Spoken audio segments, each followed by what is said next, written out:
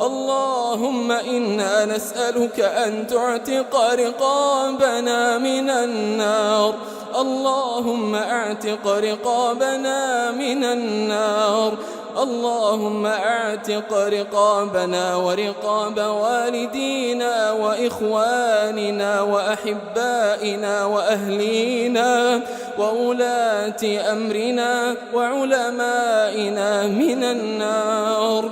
اللهم إنك عفو تحب العفو فاعف عنا. اللهم إنك عفو تحب العفو فاعف عنا. اللهم إنك عفو تحب العفو فاعف عنا.